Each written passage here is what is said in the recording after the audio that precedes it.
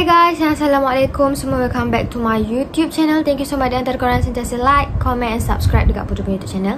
Okay, so beberapa hari yang lepas kita dikejutkan dengan satu isu yang viral. Tapi Putri tak merangkumi cerita itulah sebab Putri menunggu dan menanti. Okay, Putri harap sangat akan ada keajaiban yang berlaku. Jadi Alhamdulillah, kalau korang nak tahu isu apa yang Putri cakapkan ni adalah mengenai isu di mana ada seorang nenek yang dikatakan hilang di dalam kebun kelapa sawit dan akhirnya dijumpai setelah 6 hari.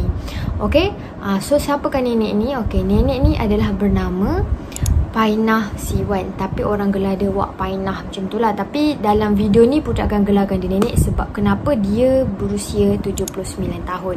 Okey, kejadian ni dekat mana? Kejadian ni berlaku dekat Batu Pahat tau. Jadi bila kejadian ni berlaku? Kejadian ni berlaku sebenarnya pada 11 Ogos 2022. Korang kira lah sendiri kan Putri release video ni bila. Jadi sebenarnya macam ni.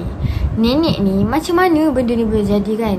Nenek ni sebenarnya dia nak pergi ke dalam kebun tu, okay? Nak cari apa kelapa sawit punya apa kita panggil daun tu, okay?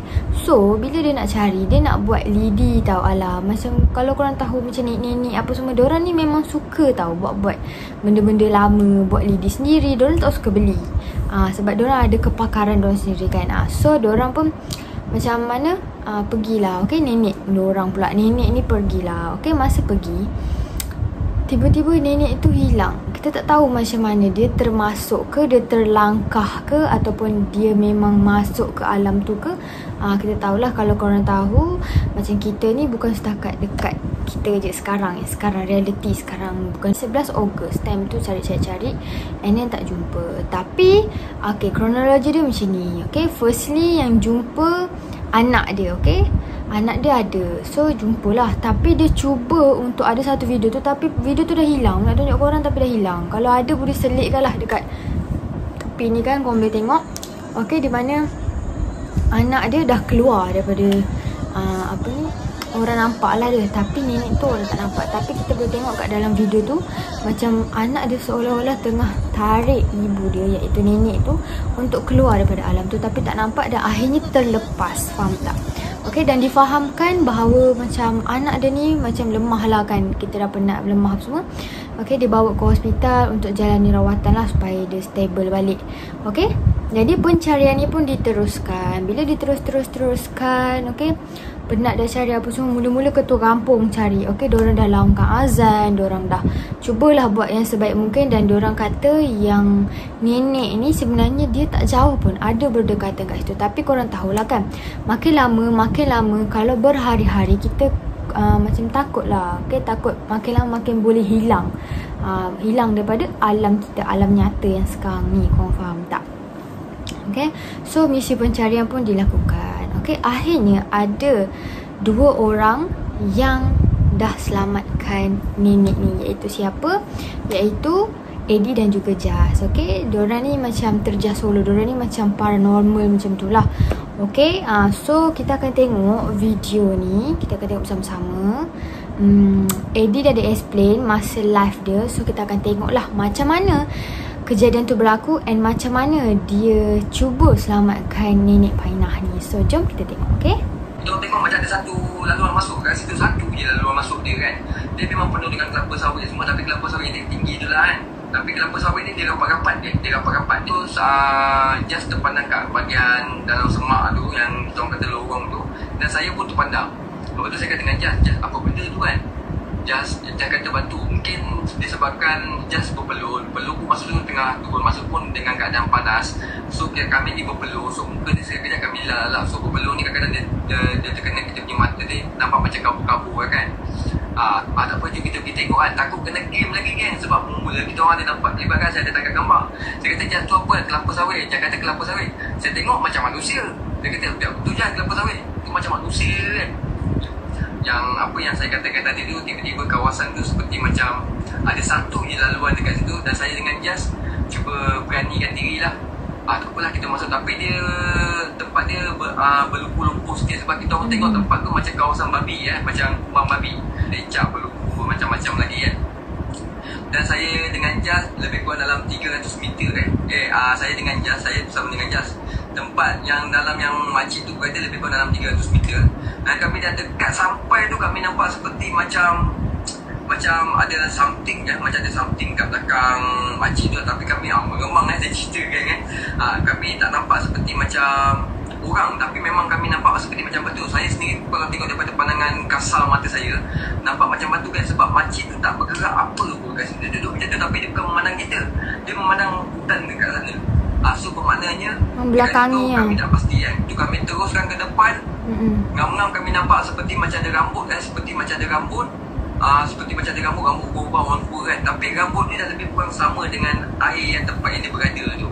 Semasa kami dah nampak tu lah, saya dengan Jas, Allah Akbar, Jas pun dia terus laungkan azan. Sebab dia tahu, masing-masing dia tahu dia punya kriteria apa yang perlu dia buat kan. Dan macam saya, jika apa-apa jadi saya tahu apa saya nak buat. Dan Jas pun dia akan tahu, sebab kami dah setting dulu kan. Kami dah setting sebelum nak masuk situ. Jika apa-apa pun kita akan masing-masing ada dia punya kerja masing-masing.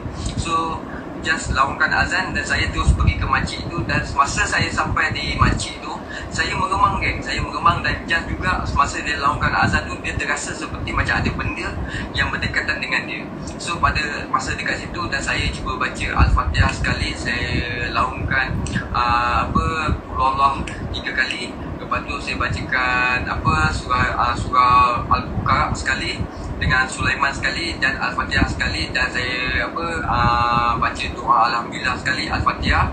Lepas tu saya berdepan dengan makcik tu, Jas dekat tepi saya ni tengah melaungkan azan. So saya bagi sampai Jas buat apa yang dia buat. Saya pun cuba lakukan apa yang saya boleh buat dekat situ. Saya nampak muka makcik tu agak berlainan lah.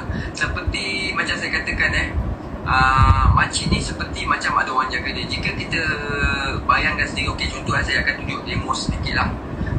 Okay, macam ni kan, kita ni manusia kan, kita ni manusia. So kalau kita duduk macam ni, berapa lama kita boleh tahan kan? Boleh tak kau ceritakan berapa lama kalau kita duduk macam ni kita boleh bertahan? Biasanya orang kata kalau kita kuat ke apa ke, tulang belakang kita ni kuat ke apa, macam kita ni muda, so tulang belakang kita kuat, lebih kurang dalam 4 jam, 5 jam lah kita boleh bertahan. Tapi kadang-kadang kita akan rasa lenguh betul. Mesti kita nak baring ke, nak duduk macam ni ke apa kan.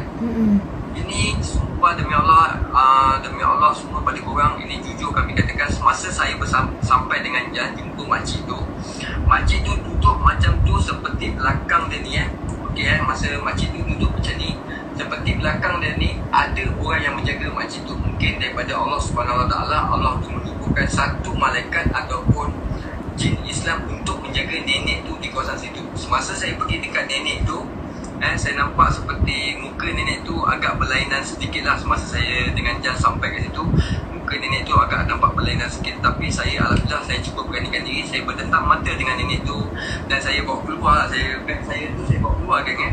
Saya bawa keluar macam ni bijak, pastikan betul ke tidak kan. Saya bawa keluar dan saya buka gambar ni. Saya buka gambar yang depan makcik tu tau. Saya buka macam ni. Saya tengok macam ni geng. Saya tengok macam ni saya tunjuk ni saya tengok macam ni geng Saya tengok betul-betul sebab muka dia nampak lain geng. Muka dia nampak lain. So bila tiba-tiba ada satu ilham sampai kat diri saya, mengatakan mungkin makcik ni tak makan dah beberapa hari. So muka dia akan nampak lain, tak sama macam dalam gambar ni So lepas tu saya pun terfikir. Saya tulis pasal saya ada minta pada anak makcik ni, pada Abang Mus tu, untuk tuliskan nama dia dan juga bentikan ibu dia. So makcik dia pun abang tu pun tulis. Okey, tu saya bacakan nama. Assalamualaikum makcik. Dia tak boleh jawab apa-apa Lepas tu saya cakap dengan makcik tu, makcik betul-betul apa dia cakap. Dia macam macam tu kan. Pasal dia punya lidah ni dah lepas kering tu dah pecah-pecah. Lidah dia belah dalam pula boleh dikatakan dah pecah Dia punya ada satu lubang kan. So saya pun bacakan nama dia, Baina binti Mona, makcik ke. Itu dia macam ingat-ingat. Lepas tu saya cuba sebut slow-slow. Baina tu makcik ke, Muhammad ni binti Mona tu mak makcik ke.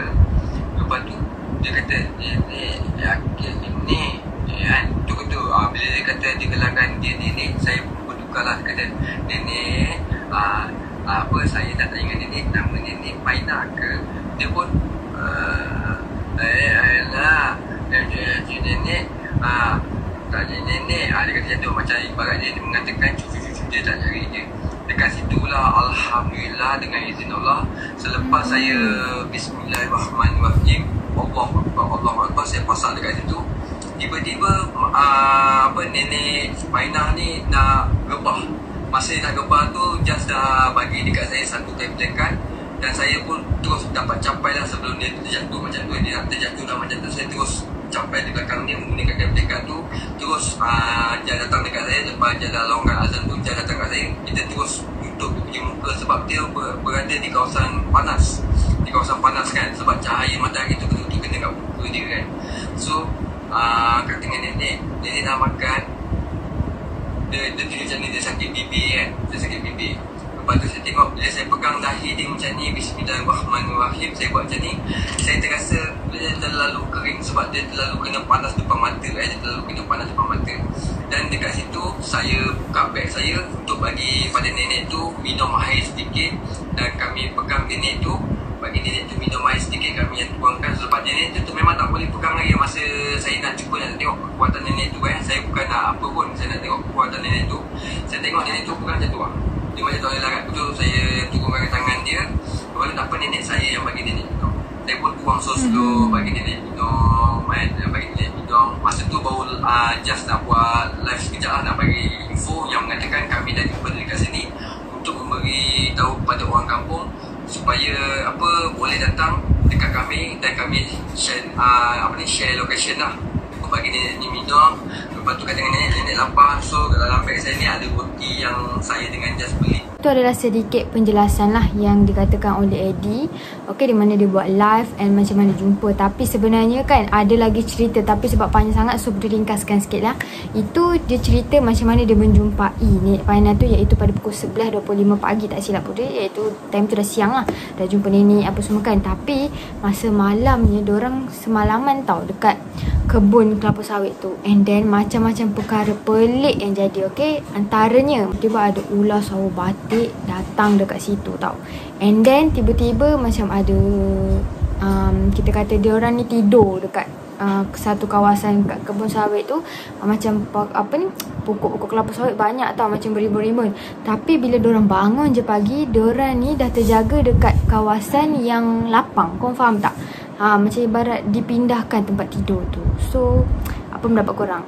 So alhamdulillah, nenek pun selamat. Kita pun rasa tenang lah kan. Kita rasa macam akhirnya dapat balik nenek tu kan. Sebabnya macam yang kita dengar pun dekat dalam live tu, dia kata sebenarnya nenek ni macam dijaga ke apa ke tak tahu kan. Selama mana 6 hari tu bukannya sekejap, lama. Sebab tu dia kata nenek tu kulit dia kering, mulut dia pecah-pecah. Okay, sebabnya even sehari pun mulut kita boleh kering tau. Apatah lagi 6 hari, bayangkan macam mana. Tak makan, tak minum. Okay, so korang alhamdulillah nenek pun selamat. Okay, dan kita pun dapat berita gembira. And then sekarang pun nenek pun diorang jagalah dekat hospital kan, sebab keadaan dia lemah kan, nak pantau apa semua supaya jadi normal balik, stable balik. Okay, so korang thank you so much sampai tengok video Putri. Jangan lupa like, comment, subscribe and tekan bell notification. So korang itu saja. Thank you so much for watching. Bye and assalamualaikum.